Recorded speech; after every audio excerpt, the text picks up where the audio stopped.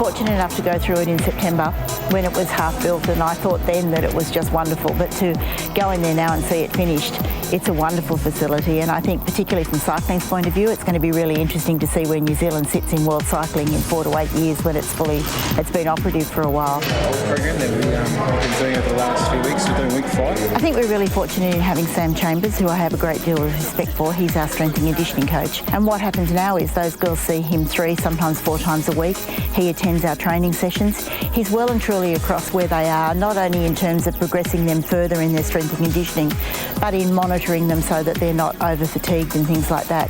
So the fact that they front up every 2 or 3 times a week to Sam and are personally supervised in the same centre, I think is an enormous plus for us. Let's go high. Let's go, Chris. Let's go up, up, up. It's based on what Julie wants.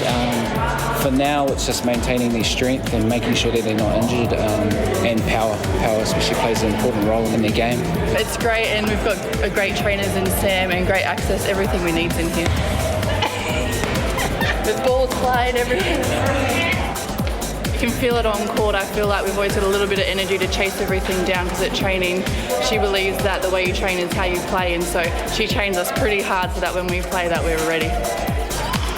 A lot of the girls have said that I've brought in intensity, but I honestly believe that each training session should reflect what you're going to see and what you hope to produce in a game. And I like the fact that all the girls are living together and they're doing all of their court work together and all of their strength and conditioning together, and they're doing it under one trainer in a supervised environment. I don't think we've got a player who hasn't improved. I think their fitness is coming along. I think the more time that we get to spend with them, the more we'll be able to rectify perhaps little things that need rectifying. But I definitely think we're improving every week, and that's our aim.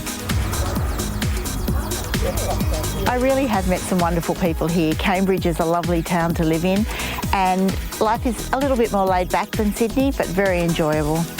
I miss my children. I have 4 children and they're all grown up and very independent, but we're pretty close and I miss them being around, and I miss just that daily family life. My daughter's about to have a baby, which we're trying to work on having in the bye week, so that would help greatly, and I'm sure that that's going to be a very hard time for me if I can't be there when that happens. We want to get them off our body, and the only way we will do that is by losing our team. I'd like to think that each one of our players improved, and obviously you'd like to see some of them make a step up into the Silver Ferns if they're not there already.